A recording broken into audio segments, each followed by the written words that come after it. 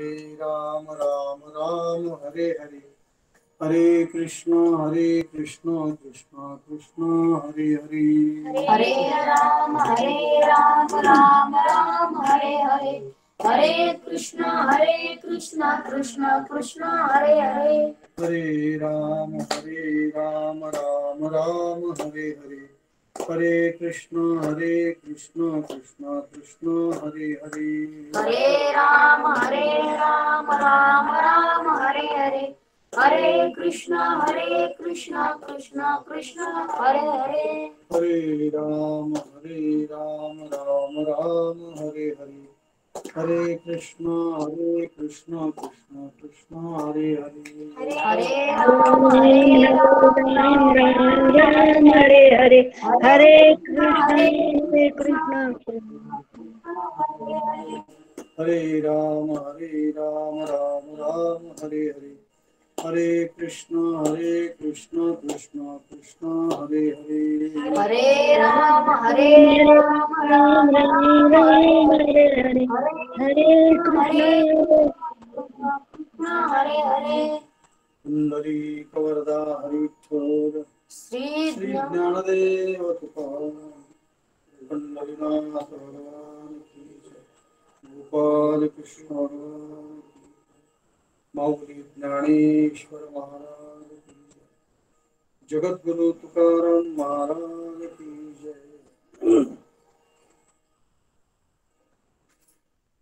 कंठी राहो नाम, कंठी राहो नाम, अंगी भरोनिया प्रेम, ऐसे द्यावे काही दान, आलो पतित शरण, संताची पायी ठेवी वेळोवेळा डोई, ऐसे द्यावे काही दान,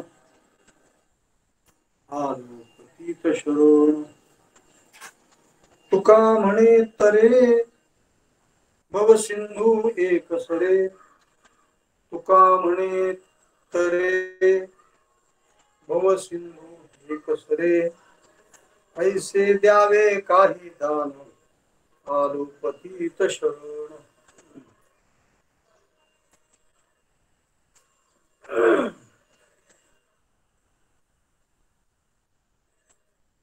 आज भगवत प्राणप्रिय नामदेव महाराजांचा समाधी सोहळा आहे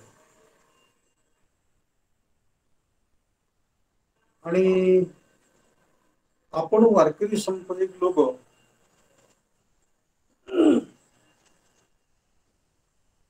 दोघांमध्येच देव मानतो.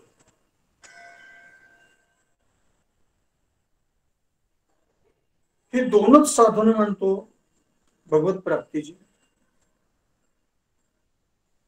दोघांमध्येच देव मानतो. एक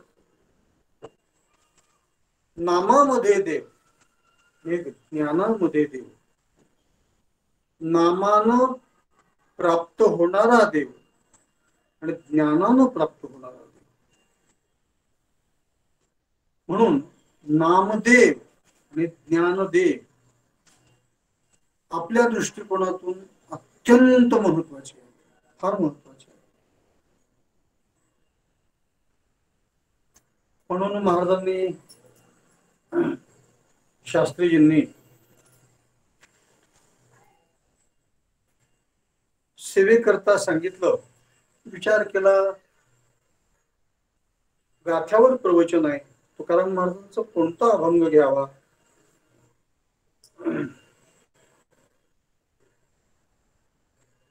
एक तर त्यात नाम तरी पाहिजे, प्रेम तरी पाहिजे, संत तरी पाहिजे.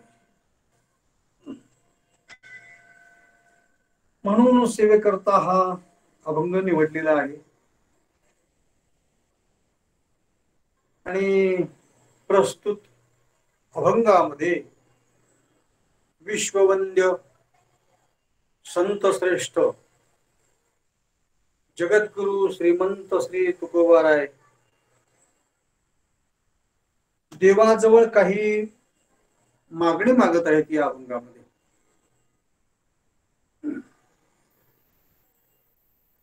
तुम्ही म्हणाल ठीक आहे, त्यांनी मागणी मागितली, मग आपल्याला विचार करण्याची काय गरज आहे त्याच्यामध्ये? आपला त्या मागणीशी काय संबंध आहे?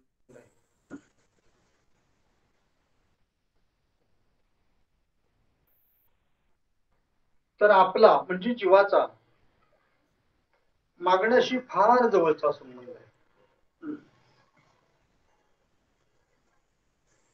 संतांच्या मागण्याचा विचार करण्याची काही कारण आहे.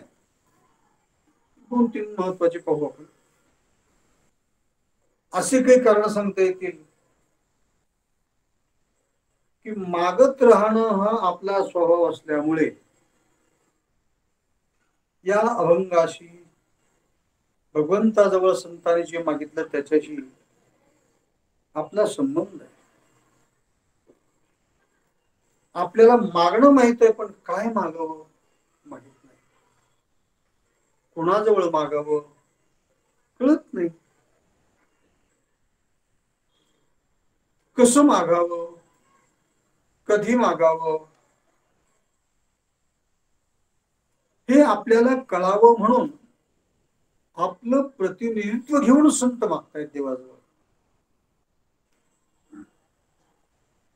म्हणून या गोष्टीचं आपल्याला चिंतन करायचं आहे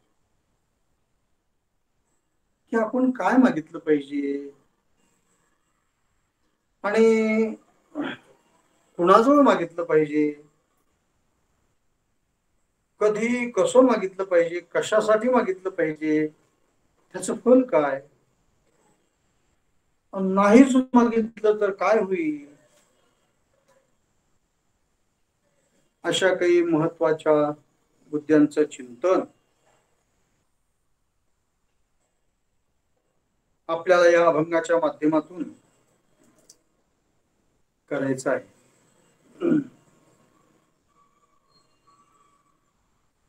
पण एवढं चिंतन, एवढा विचार करायचा म्हटल्यानंतर वेळ पुरला पाहिजे. म्हणून संकल्पित वेळ जेवढं बसेल तेवढं आपण मागणार आणि तेवढं आपण चिंतन करणार. तसं पाहायला गेलं तर मागणं आणि संत त्यांचं समीकरण कधी जमतच नाही. संतांच्या स्वभावात मागणं जमतच नाही.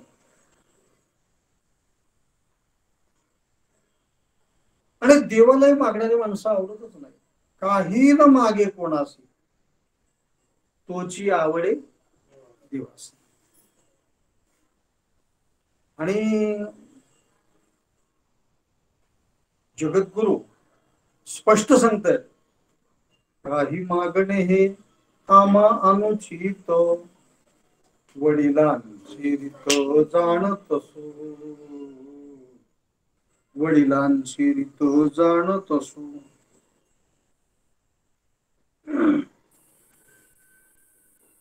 न मागताना सुद्धा आपल्याला काही गोष्टी मिळतात. न मागे तयाची रमा होयदासी. किंवा मागण्याकरता जो हात पसरतो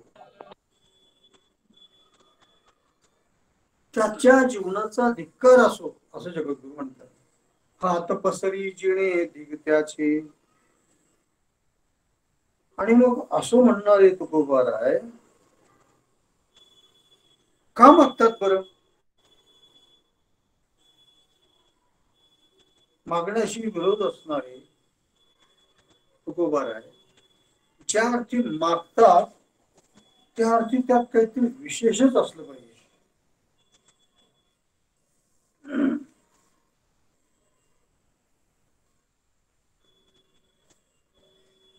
आपल्या स्वभावाप्रमाणे आपण जीवनभर मागतच राहतो. ज्याची गरज आहे ते तर मागतोच, पण ज्याची गरज नाही तेही मागतो. अशी काही मागणारी माणसं भेटतात. काही नुसते मागणारे असतात आणि जगतामध्ये काही नुसते देणारे असतात.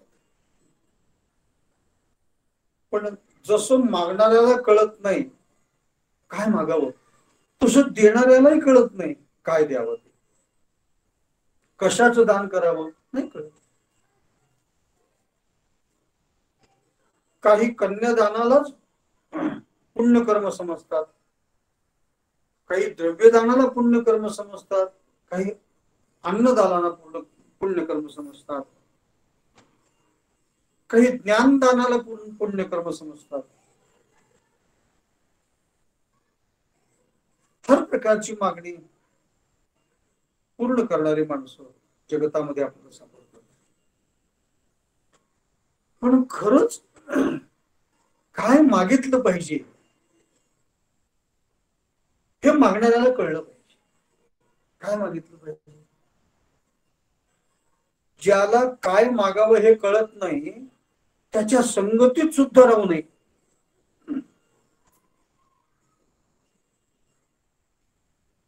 ज्याला काय मागावं हे कळत नाही त्याची संगत धरणं म्हणजे स्वतःचं नुकसान करून घेणं. एकदा काय गंमत झाली, 3 जण मित्र काही व्यापार करण्याकरता बोटीनं समुद्रातून परदेशाला चालले. काहीतरी तिकडून माल घेऊन यावा आणि इकडे आपल्या देशामध्ये महागात विकावा असं त्यांना वाटत होतं. गेले बोटीनं. योगायोगानं वादळ सुटलं आणि बोट हेलकावे खाऊ लागली.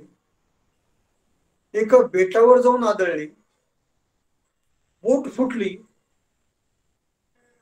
जवळजवळ सगळं सामान समुद्रमय झालं. त्यातल्या लोकांना जलसमाधी मिळाली. पण योगायोगानं या 3 मित्रांना 3 फळ्या सापडल्या आणि त्या फळ्याच्या आधारानं ती एका बेटावर गेली. त्या बेटावर उतरले.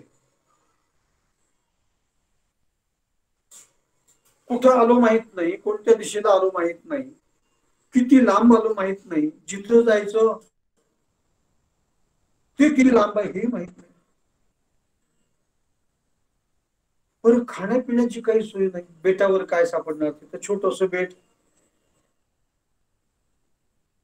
जवळची सामग्री होती तोपर्यंत त्यांनी खाऊन 7-8 दिवस काढले बेटावर. आणि ती सामग्री संपल्यानंतर खाण्याची पंची. पर प्यायला पाणी नाही, समुद्राचं सगळं खारं पाणी, काय केलं.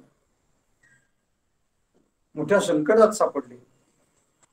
आणि मग संकटामध्ये मनुष्य कोणाचा धावा करतो, सर्वसामान्य माणसाचा सुद्धा असंच आहे. दुसरं कोणी उपयोगी पडत नाही. कठीण समय येता कोण कामास येतो. पण तिथं कोण आहे या तिघांच्या शिवाय, तिघांना कोण नाही. म्हणून तिघांनी देवाचा धावा करायला सुरुवात केली.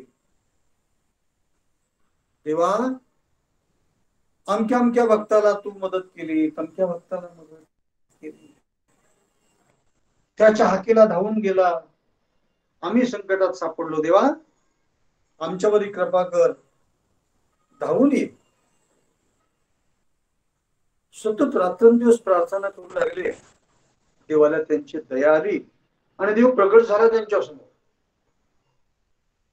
कशा करता हाक मारली रे बाबा? देवा, आम्ही संकटात सापडलो. कुठून दुर्बुद्धी झाली घरदार सोडून प्रवासाला निघण्याची? आम्ही आलो. काय हवंय तुम्हाला? पण एकेकानं मागा. म्हणून देवाने एकाला म्हटलं, तू माग बरं आधी. तो म्हणला, देवा, घरी बायको आहेत, मुलं आहेत, घरदार आहे, शेतीवाडी आहे, दुकान आहे, सर्व सोडून मी इकडे आलो. अति लोभानं, मोठ्या आशेनं आलो, पण इकडे संकटात सापडलो. मला माझ्या घरी नेऊन ठेव बायकापुरामध्ये. भगवंत म्हणले, ठीक आहे. उचललं त्याला आणि त्याच्या गावी त्याच्या घरी नेऊन ठेवलं. पुन्हा दुसऱ्याला विचारण्याकरता आले, तुला काय पाहिजे रे बाबा? तो म्हणलं, देवा, त्याला निदान बायका पोरं तरी होते, घरदार शेतीवाडी तरी होती, मला तर काहीच नाही, मी दरिद्री, मला अगोदर देन मग त्यांच्यात नेऊन ठेव. देवाने त्याची पण सोय केली, त्याला पत्नी दिली, शेतीवाडी घरदार दिलं आणि तिथं त्याला नेऊन ठेवलं त्याच्या गावी. आणि मग तिसऱ्याला देण्याकरता पुन्हा भगवंत तिथं आले, लक्ष आहे ना. आणि मग तिसऱ्याला विचारलं, तुला काय पाहिजे रे बाबा? म्हणलं, देवा, ते दोघ जण इथं होते तोपर्यंत काही विशेष वाटत नव्हतं, आता मी एकटा पडलो, मला भीती वाटते, एकट्याला मला करमत नाही, त्या दोघांना इथं आणून ठेव. त्याची मागणी पूर्ण करण्याकरता भगवंताने त्या दोघांना उचललं, पुन्हा याच्याजवळ आणून ठेवलं, मुक्त झालं. दृष्टांत संपला.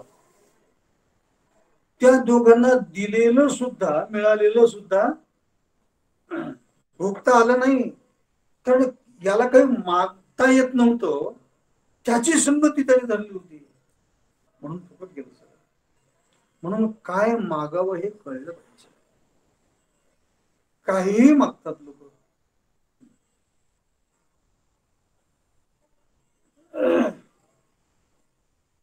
म्हणून संत मागून दाखवतात देवाला, जीवाने काय मागावं. म्हणून आपण त्यांच्या मागणीचं चिंतन करायचं. बरं, कुणाजवळ मागावं? संतांनी देवाजवळच मागितलं, दुसऱ्याजवळ काही मागितलं नाही. बरं, काय मागितलं, काय मागितलं याचं प्रथम आपण चिंतन करू. काय मागितलं रे? कंठी राहू नाम, अंगी भरोनी या प्रेम, अंगी भरोनी या प्रेम, अंगी भरोनी या प्रेम. देवा, माझ्या कंठामध्ये तुझं नाव राहू दे. मागणी नंबर 1. आणि अंगी भरून या प्रेम, मागणी नंबर 2. आणखीन संताची पायी ठेवी वेळोवेळा डोई, मागणी नंबर 3. आणि मागणी नंबर 4, भवसागरातून या एकाच जन्मामध्ये मला तरुण जाता यावं. तुका म्हणे तरे भवसिंधू एकसरी, ऐसे द्यावे काही दान, ऐसे द्यावे काही दान, आलो पतित शरण. मोठी गंमत आहे. थोडक्यात आपण एकेकाचा विचार करू.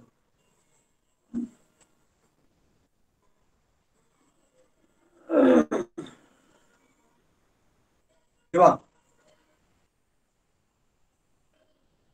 मला असं दान द्या, दुसरं काय. कोणतं? कंठी राहो नाम, माझ्या कंठामध्ये नाम राहिलं पाहिजे.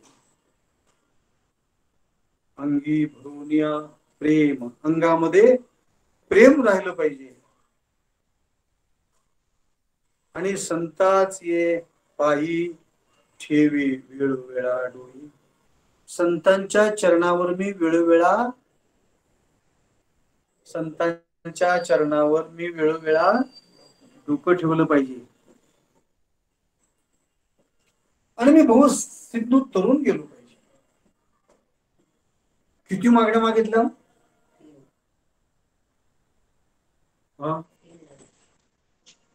किती मागण्या मागितल्या? दिसायला 3-4 मागण्या दिसतात, 3-4 मागण्या मागितल्या. खरं सांगू, त्याच्यावर शंका अशी आहे, की ज्या बाबतीमध्ये तुम्ही स्वतंत्र आहे ते देवाला मागण्याची काय गरज आहे? तुम्हाला वाटतं ना कंठात नाम राहो, हो तुम्ही घ्या ना, पण नको म्हणतो तुम्हाला सतत नामस्मरण करा. अंगामध्ये प्रेम भरून ठेवा. संतांच्या पायावर चरणावर वेळोवेळी डोकं ठेवा. कोण नको म्हणतो तुम्हाला? कोणी अडवलंय? पण खरं सांगू, या बाबतीत जीव जर स्वतंत्र असता तर त्याने या गोष्टी कधीच केल्या असत्या, कधीच केल्या असत्या. म्हणून जगद्गुरु तुकोबारायांची या 4 चरणाच्या अभंगातल्या ध्रुवपदामध्ये एक अशी खोच आहे. काय? दुसरं चरण आहे, ऐसे द्यावे काही दान, ऐसे द्यावे काही दान, असं काहीतरी दान द्या की जेणेकरून माझ्या कंठात नाम राहील, ते कधीच जाणार नाही. असं काहीतरी दान द्या की माझ्या अंगामध्ये प्रेम भरून राहील. असं काहीतरी दान द्या की मला संतांच्या चरणावर डोकं ठेवावं असं वाटलं पाहिजे. असं काहीतरी दान द्या की मी भवसिंधू तरुण गेलो पाहिजे. म्हणजे एका मागणीमध्ये ह्या सगळ्या मागण्या आल्या. तुम्हाला माहिती आहे दृष्टांत, एक आंधळा असा बसला होता रस्त्यात, ठीक माग, आंधळ्याला पैसा दे भगवान, आंधळ्याला पैसा. जुन्या काळचा दृष्टांत आहे हा. आता पैशाला काय किंमत आहे? नाही का? आता पैसाच नाही राहिला तर हा झालं तर आंधळा आता काय म्हणेल? आंधळ्याला रुपया दे भगवान. काय येतो रुपयामध्ये? 10, 20, 100, 5, 50 तर सोडूनच द्या. 1000 रुपये घेऊन गेले तरी काही येत नाही, त्याला काही किंमत नाही, म्हणून 1000ची नोटही बंद केली. आमच्या अण्णासाहेबांना कदाचित असं वाटलं असेल, अण्णासाहेब हजारे, आपलं आडनाव बदलून घ्यावं का काय माहिती, अण्णासाहेब 2000 ठेवावं का काय माहिती, 1000ची नोटच बंद झाली. 1000 काय? म्हणून पूर्वीचा दृष्टांत, आंधळ्याला पैसा दे भगवान. पण यात भगवंताचं नाव असल्यामुळे एकदा भगवंत आलेच त्याच्या समोर, म्हणले हे बाबा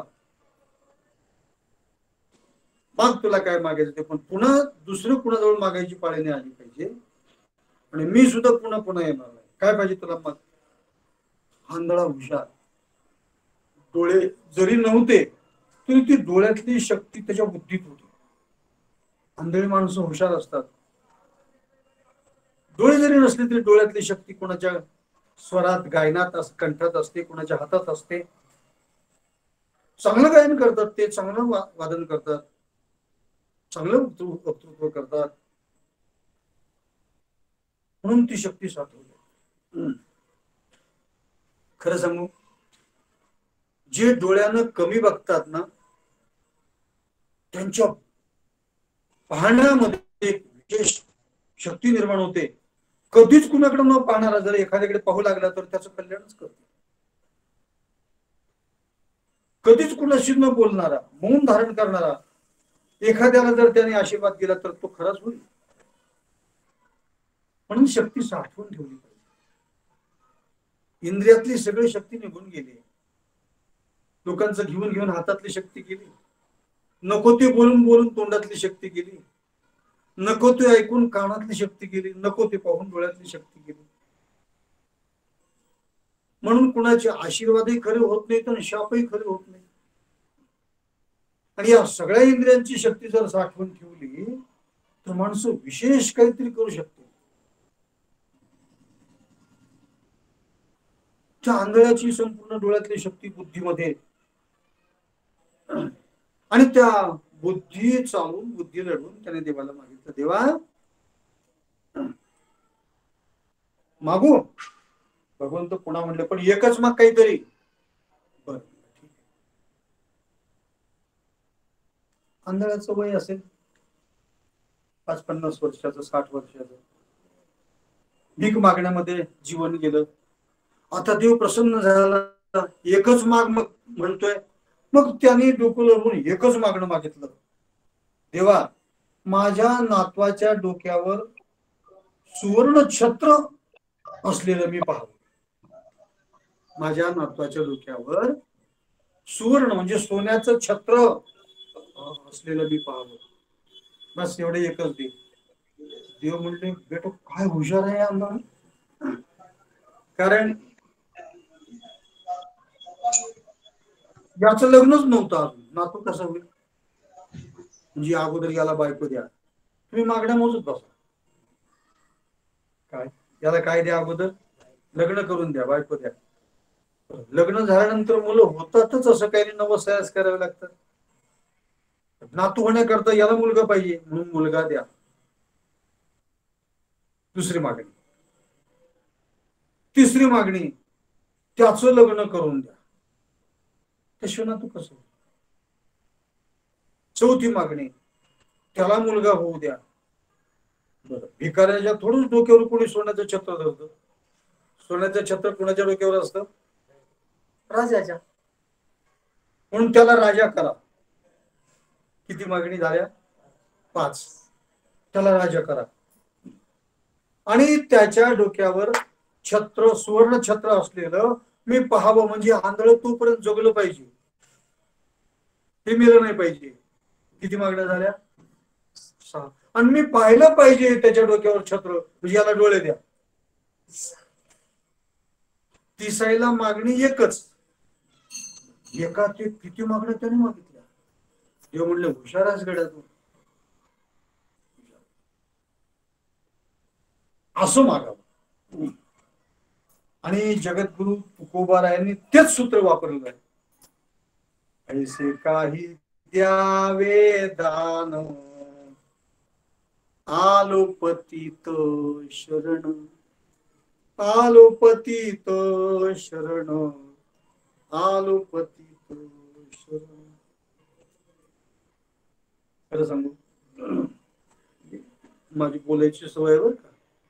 खरं सांगू, नाही तर तुम्ही म्हणाला कधी कधी खोटी सांगत असता का. खरं म्हणजे महत्वाचं सांगू, याचं उत्तर दुसऱ्या मागणीमध्ये. लोक नामस्मरण घेत नाहीत का प्रेमानं घेत नाहीत. लोक नाव घेत नाहीत का देवाचं, नामस्मरण घेत नाहीत, घेतात, पण प्रेमानं घेतात का.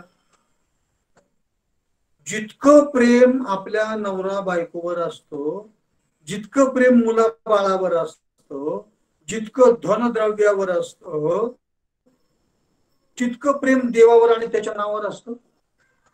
त्याच्या निम्म तरी तितकं प्रेम संतावर असतं नसतं. म्हणून दुसरी मागणी अशी मागितली, अंगी भरून या प्रेम.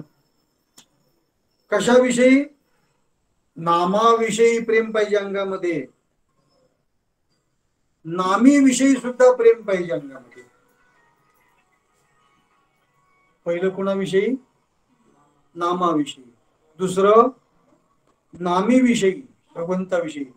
तिसरं संताची पायी ठेवी वेळा डोई, म्हणजे ते नाम घेणाऱ्या संताविषयी सुद्धा प्रेम पाहिजे. संताविषयी सुद्धा प्रेम. आणि अंगी भरून या प्रेम. अंगी, अंगी म्हणजे काय, अंगात. अंगात म्हणजे नेमकं कुठं, पोटात का छातीत का हातात का पायात. तर इथं अंगी या शब्दाचा अर्थ शरीर घ्यायचं, इंद्रिय घ्यायचे नाही. काय घ्यायचं, मन घ्यायचं.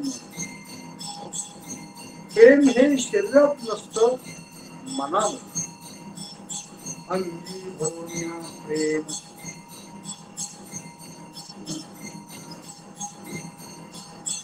अंगामध्ये प्रेम, नामाविषयी, नामी विषयी आणि ते अखंड घेणाऱ्या संताविषयी मनामध्ये. कारण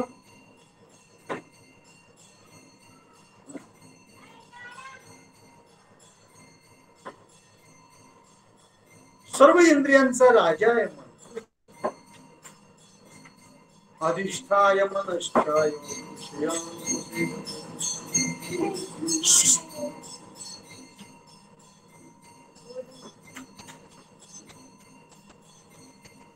सर्व इंद्रियांचा राजा कोण आहे? मनु.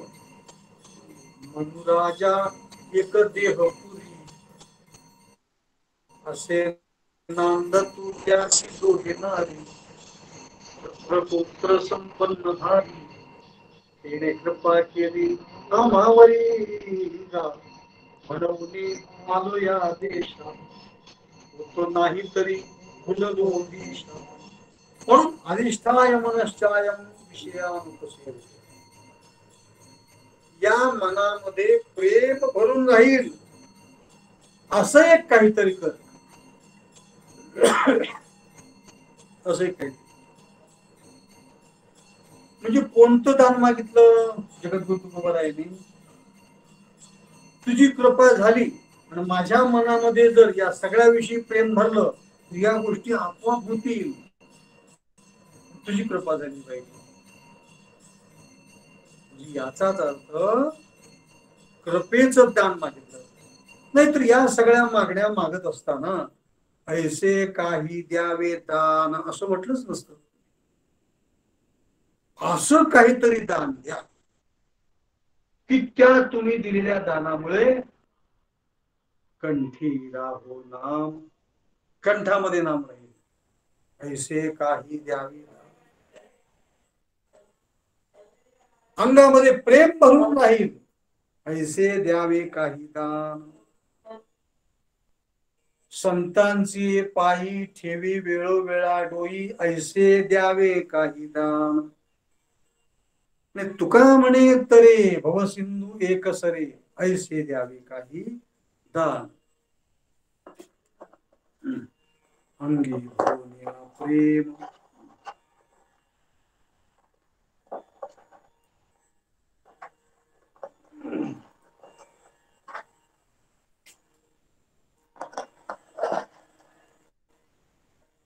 तुझी कृपा नसेल तर सर्व वरकरणी होईल. लोक नाव घेत नाहीत का? घेत नाहीत, प्रेमानं घेत नाहीत. म्हणून तुझी कृपा असल्याशिवाय प्रेम निर्माण होणार नाही. आणि प्रेम नसताना नाव घेणं हा देखावा होईल, वरकरणी होईल. नामस्मरणाचा, संत सेवेचा देखावा काय कामाचा? आम्ही नाव घेतो, देवाचं नाव घेतो, इतक्या माळा जप करतो, तितक्या माळा जप करतो, पण ते फलद्रूपच होत नाही हो. 1 कोटी नामस्मरण केलं तर तनस्थान शुद्ध होतं. 2 कोटी नामस्मरण केलं तर धनस्थान शुद्ध होतं. असं 12 कोटी नामस्मरणापर्यंत जर केलं तर भगवंताचं दर्शन होतं. आणि 13 कोटी नामस्मरण जर केलं तर तो भगवत स्वरूपच होतो. मग त्याचं तनस्थान शुद्ध होतं, धनस्थान शुद्ध होतं, आयस्थान शुद्ध होतं, व्ययस्थान शुद्ध होतं, मातृस्थान शुद्ध होतं, पितृस्थान शुद्ध होतं, बंधुस्थान शुद्ध होतं, हृदयस्थान शुद्ध होतं. एकेका कोटीने एक एक स्थान शुद्ध होतं. कुंडलीमध्ये 12 स्थान आहेत. जे स्थान अशुद्ध आहे त्या स्थानाचं दुःख भोगावं लागतं माणसाला. ज्याचं मातृस्थान अशुद्ध आहे त्याला आईचं सुख नाही मिळत, आई त्याला मानत नाही, त्याला सांभाळत नाही. ज्याचं पितृस्थान अशुद्ध आहे त्याला पित्याची संपत्ती मिळत नाही, पित्याचं प्रेम मिळत नाही. ज्याचं हृदयस्थान अशुद्ध आहे त्याला संतांचं वाङ्मय पटत नाही, खरं पटत नाही त्याला. म्हणून कुंडलीमध्ये असणारे 12 स्थान म्हणजे 12 स्थान 12 कोटीनं शुद्ध करून घ्यावे लागतात. आणि 13व्या कोटीमध्ये त्याला भगवत साक्षात्कार होतो, भगवंताचं दर्शन होतं आणि तो भगवत स्वरूपाला प्राप्त होतो. आम्ही एवढं नामस्मरण करतो, कोणी म्हणेल पण आम्हाला त्याचं फल का मिळत नाही? त्याचं फल न मिळण्याचे काही कारण आहेत. ती 10 कारण सांगितलेत शास्त्रकारांनी. म्हणजे नामस्मरण केलं त्याचं फल जर नाही मिळालं तर त्याचे कारण शोधून काढले पाहिजे ना माणसाने. त्याला अपराध असं म्हणतात. 10 अपराध आहेत नामाचे. हे सनकादिकांनी सांगितलेले आहेत, दशनाम अपराध. पद्मपुराणामध्ये सुद्धा आलेले आहेत.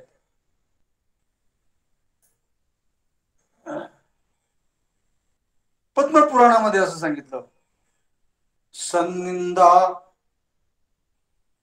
सतीनाम वैभव कथा श्री शेषयो भेदवी. सन्निंदा सतीनाम वैभव कथा श्री शेषयोर्भेदधी. अश्रद्धा श्रुतिशास्त्र दैशिक गिरा नाम्यर्थवाद भ्रम. नामास्तीति निषिद्ध वृत्ति विहित त्यागौच धर्मांतरे.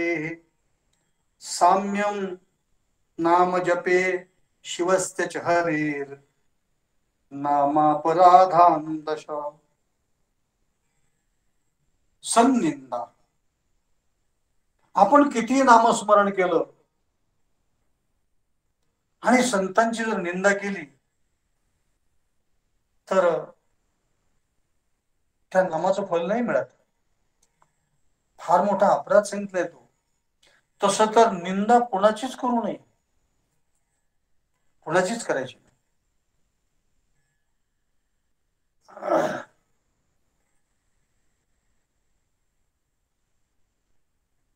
करणं तर लांबच राहिलं, कुणी जर करत असलं तर ऐकायची सुद्धा नाही. आणि कांचे कानी गुणदोष मना नाणी. मनात सुद्धा आणायचं नाही. तुला देव पाहिजे ना, तुझं व्हावा आहे देव तरी हा सुलभ उपाव. तुझं व्हावा आहे देव. त्याचे गुणही पाहिजे नाही आणि दोषही पाहिजे नाही. मनातही आणायचं नाही, वाचतही आणायचं नाही. कोणी करत असलं ते कानानंही ऐकायचं नाही, कोणाचीच नाही. पण संतांची जर निंदा केली तर नामाचं फल कधीच मिळत नाही. हे सोन्याच्या अक्षरात लिहून ठेवा. सन्निंदा सतीनाम वैभव कथा श्री शेषयोर्भेदधी. म्हणजे श्रेष्ठ संत पुरुष सत्पुरुष भगवत भक्त यांची निंदा करणं हा अपराध आहे. असती नाम वैभव कथा. आणि भगवंताचा महिमा, त्याच्या नामाचा महिमा आपण सांगितल्यावर ज्याला कळेल, जो त्याच्यावर विश्वास ठेवेल त्याला सांगा.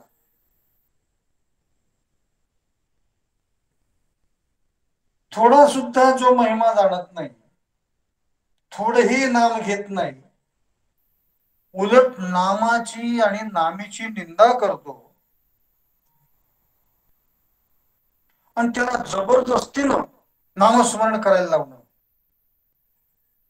ऐक, तुला देवाचा महिमा सांगतो, ऐक नामस्मरणाचा महिमा सांगतो, अशी जबरदस्ती करणं हा सुद्धा अपराध आहे. अपराध आहे. त्याचप्रमाणे अश्रद्धा श्रुतिशास्त्र दैशिक गिराम श्री शेषयोर्भेदधी. म्हणजे नामस्मरणाचा तिरस्कार करणाऱ्याला जबरदस्ती करणं हा जसा अपराध आहे, तस तो जर भगवान शंकराचं नामस्मरण करत असताना आपण त्याला जबरदस्ती केली, विष्णूचं कर, कृष्णाचं कर, आणि तो जर कृष्ण विष्णूचं करत असला त्याला जर सांगितलं शंकराचं कर, हा सुद्धा एक अपराध आहे.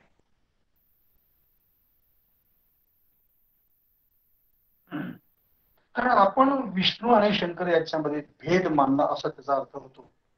वास्तविकता दोघांमध्ये भेद नाही.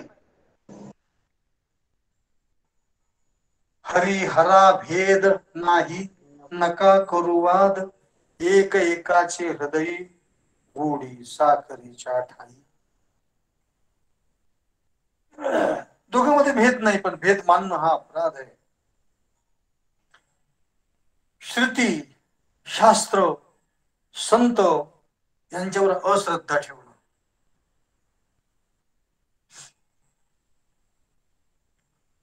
वेदशास्त्र आणि संत यांच्या वचनावर श्रद्धा न ठेवणं म्हणजे वेद न मानणं. कारण वेदात कर्मकांड सांगितलेलं आहे, वेदात उपासना सांगितलेली आहे, वेदात ज्ञान सांगितलेलं आहे. मग वेदाला नेमकं खरं काय सांगायचंय? मग वेदाचं काही खरं नाही, त्यांनी एक मार्ग सांगितला नाही, म्हणजे श्रद्धा न ठेवणं. त्याचप्रमाणे शास्त्रावर सुद्धा श्रद्धा ठेवायची नाही. हे शास्त्र सगळे एकमेकाशी वाद घालतात.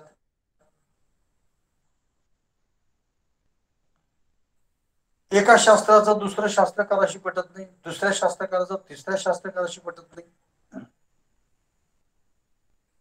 आणि म्हणून यांना तरी कुठं खरं समजलं. आणि नामप्रेमीला शास्त्र पठनाची काय गरज आहे? म्हणून सर्व शास्त्रावर अश्रद्धा करणं हा अपराध आहे. हा अपराध करत राहिले आणि नामस्मरण केलं तर फल नाही मिळत. नंतर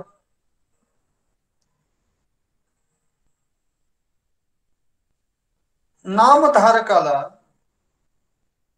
गुरूंची काय गरज आहे? गुरुची आज्ञा पालन करण्याची काय गरज आहे? गुरूंची सेवा करण्याची काय गरज आहे? काय आवश्यकता आहे? असं समजून गुरुवर, संतावर अश्रद्धा ठेवणं हा ही एक महान अपराध आहे. नाम्यर्थवाद भ्रम म्हणजे नामाचा महिमा जो सांगितलाय हा अर्थवाद आहे, काल्पनिक आहे. एवढा महिमा नाही त्याचा, खोट आहे हे सगळं. नाव घेतल्याने कुठं सगळे काम होतात का? जगद्गुरु खोटं बोलतील का? काय नव्हे केले एका चिंतिता विठ्ठले, सर्व साधनाचे सार भव सिंधू उतरी पार. खोटं सांगितलं त्यांनी, पण नामाचा महिमा काल्पनिक समजायचं. ही महिमा खोटी आहे. खर तर हे आपले गिऱ्हाईक वाढवण्याकरता असा अर्थवाद केलेला आहे, असं खोटं सांगितलेलं आहे असं समजणं हाही सर्वात मोठा अपराध आहे. आणि नामास्थिती निषिद्ध वृत्ती म्हणजे नामाचा महिमा कळाला,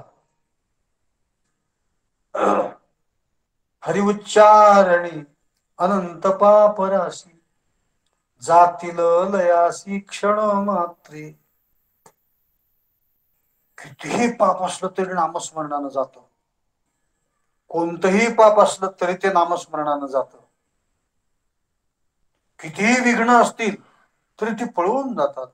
नामाच्या चिंतने 12 वाटा पळती विघ्ने. नामापुढे कोणतंच पाप राहू शकत नाही, सगळे पाप जळून जातात.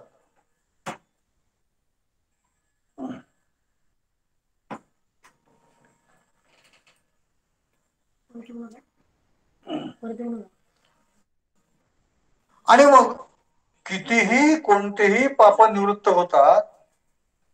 अशा प्रकारे या नामाच्या जोरावर, नामाच्या बलावर निषिद्ध पापाचरण करायचं.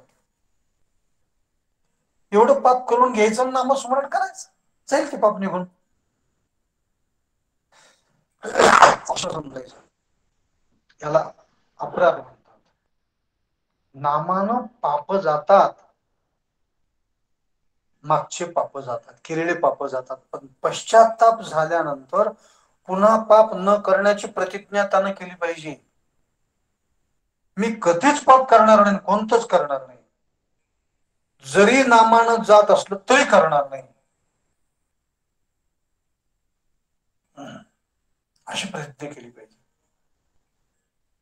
पण त्या नामाच्या जोरावर निषिद्धाचरण करतच राहतो, पाप करतच राहतो. हा एक नामापराध आहे. आणि विहित त्यागो. काय विहित त्याग? आम्ही नाम घेतो ना, मग निषिद्ध कर्माची आम्हाला जशी भीती नाही, तसं विहित कर्मही करण्याची गरज नाही. विहित कर्म करण्याचे, आचरण करण्याची आम्हाला काय गरज आहे? संध्या, श्राद्ध, तर्पण, तीर्थयात्रा, अन्नदान काय करण्याची गरज आहे? कशाला हवंय हे? असं समजणं हा सुद्धा नामापराध आहे. निषिद्धाचा त्याग करायचा आणि विहिताचा स्वीकार करायचा.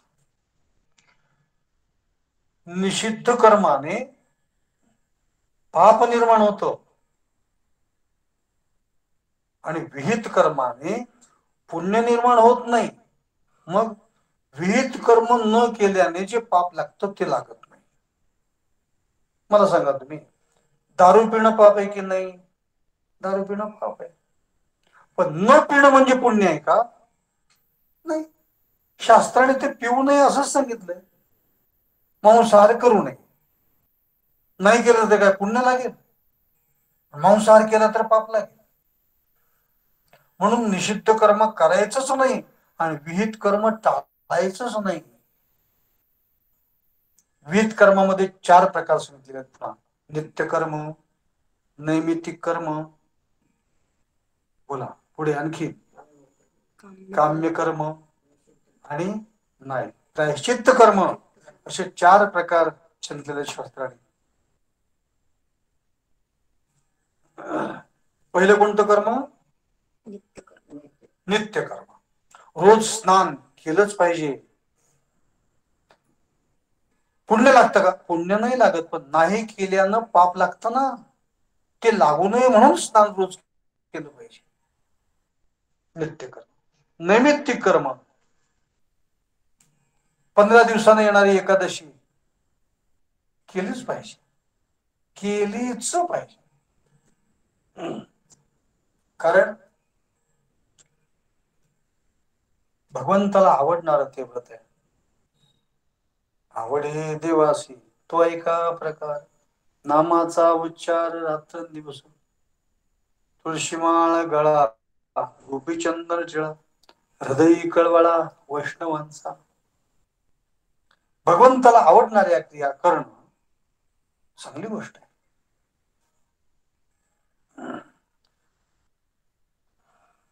विहित कर्म न करणं हा अपराध आहे. आणि 10वा अपराध सांगितलेला आहे, धर्मांतर ही साम्यम. धर्मांतर ही साम्यम म्हणजे सगळे धर्म सारखेच आहेत. सगळे धर्म सारखेच आहेत म्हणून धर्मांतर केलं तर बिघडतं कुठं? जायचं एकाच ठिकाणी, एकाच मुक्कामावर.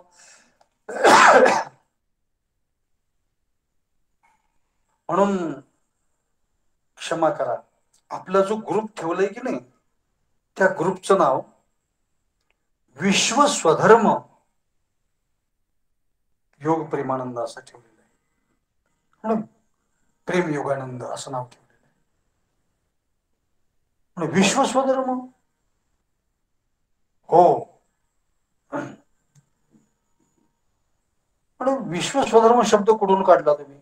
आम्हाला मौनीने सांगितला.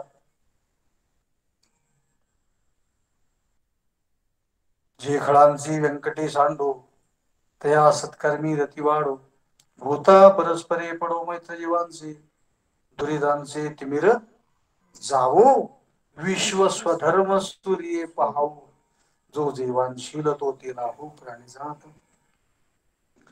धर्मांतर करायचं नाही, कधी मनात सुद्धा आणायचं नाही.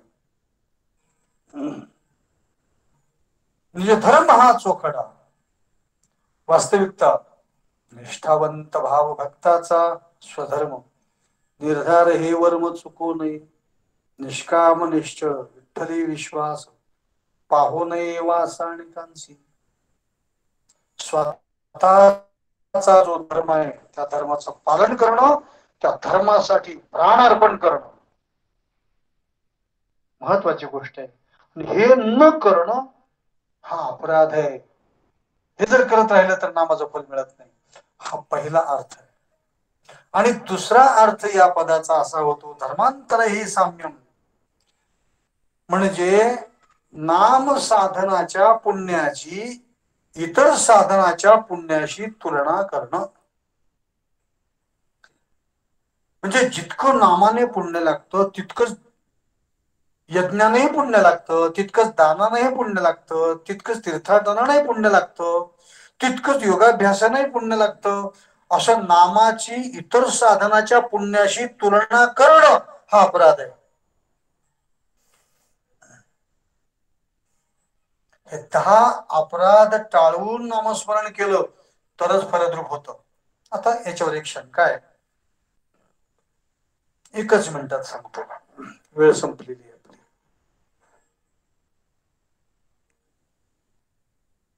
कुणी म्हणे शक्तीमध्ये काही प्रकार आहेत. एक वस्तुतंत्र शक्ती आणि कर्तृतंत्र शक्ती. वस्तुतंत्र शक्ती म्हणजे ऊस गोड आहे की नाही हा त्याचा स्वभाव, त्या वस्तूचा स्वभाव आहे. साखर गोड लागणं हा साखरेचा स्वभाव आहे. गोड लागणं हा ऊसाचा, त्याच्या रसाचा स्वभाव आहे. ऊस कुणी खाल्ल्यावर गोड लागतो? सुशिक्षिताने का अशिक्षिताने? कोणी खाल्ल्यावर गोड लागतो? कोणी. त्याचा रस कुणी पेल्यावर गोड लागतो? ज्याला दात आहेत त्याने का त्याचे पडले त्याने? कुणी पेल्या तरी गोड लागतो.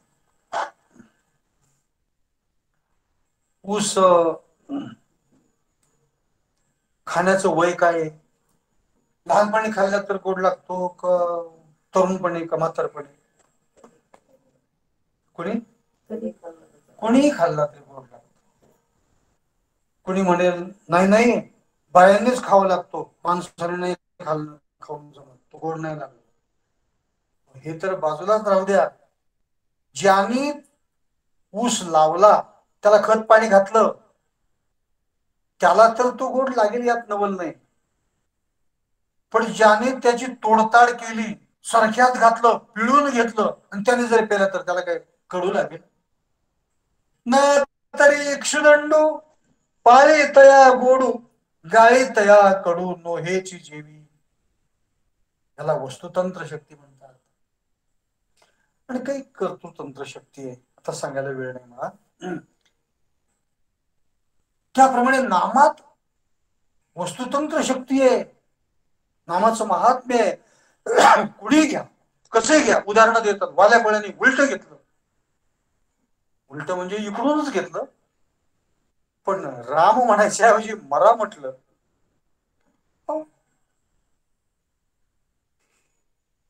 पण फल त्याला मिळालंच. कुठे घ्या, कसे घ्या, कधी घ्या, कुठे घ्या, त्याचं फल मिळणारच आहे. आणि तुम्ही काय हे अपराध अपराध अपराध घेऊन बसले, तर त्याचं असं आहे,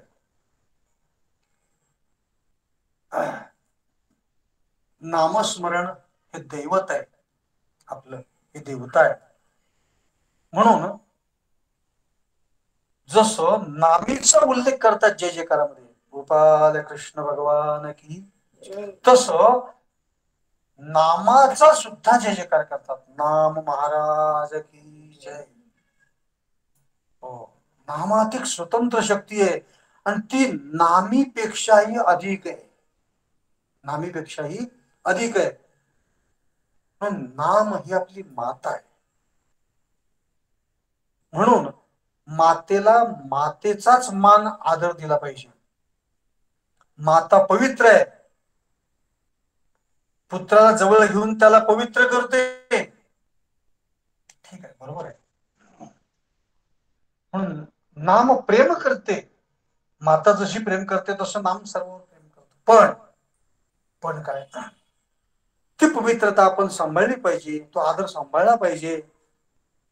आई पवित्र आहे, माता पवित्र आहे, कसंही वागलं लेकराने तरी ती सांभाळून घेते.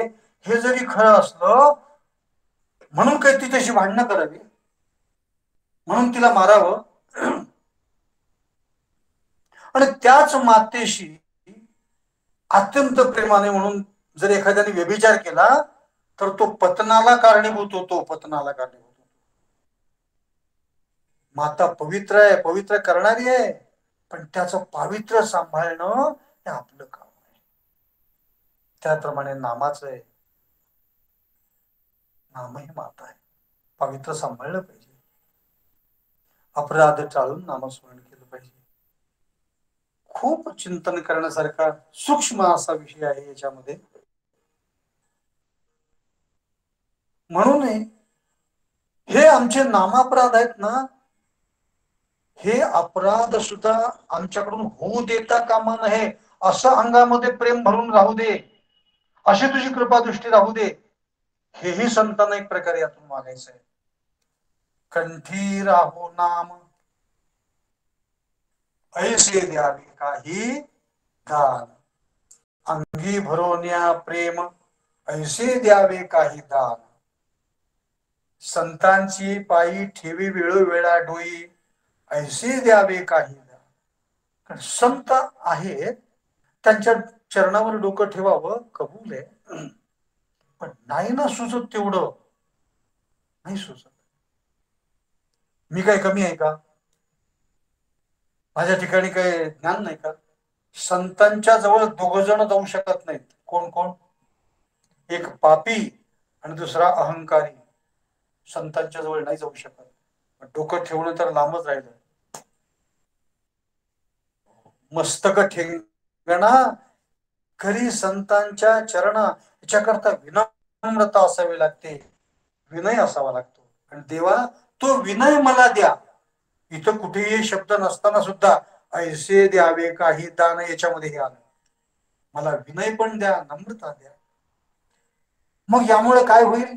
आपोआप तुका म्हणे तरे भवसिंधू कसरी, एकाच जन्मामध्ये मी भवसिंधू पार करेल, मुक्त होईल, असा भाव या अभंगाचा जगद्गुरु वर्णन करतात. जशी झाली असेल तशी सेवा भगवत चरणी, माऊलींच्या चरणी समर्पित करू. आमचे हरिभक्त पराय वंदनीय प्रेमानंद शास्त्रीजी महाराज यांनी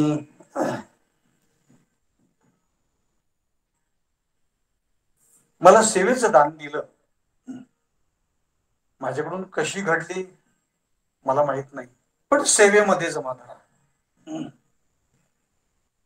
मी काही कोणी वेदज्ञ नाही, श्रुती स्मृती पुराणोक्त शास्त्रज्ञ असंही, पौराणिक असंही कोणी नाही. एवढंच काय, महाराज सुद्धा नाही. तुम्ही म्हणाल कोण पोतराज आहे का? पोतराज आहे. मी फक्त एवढी विनंती करेल, तुमचे दास याचा दास करून ठेवा. आशीर्वाद द्यावा हाच मज नवविधा काय बोलली जे भक्ती द्यावे माझे हाती संत जनी सेवेमध्ये जमा झाला मला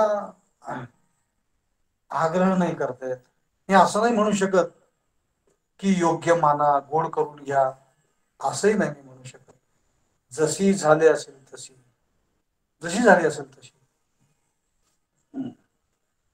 भगवत चरणी आवडींच्या चरणी आणि तुम्हा सर्वज्ञांच्या समाजी ही विनंती मी तुमच्या चरणी समर्पित करतो आणि याच ठिकाणी पूर्णविराम देतो पुंडलिक वरदा हरी विठ्ठल श्री ज्ञानदेव तुकाराम पंढरीनाथ भगवान विठ्ठल विठ्ठल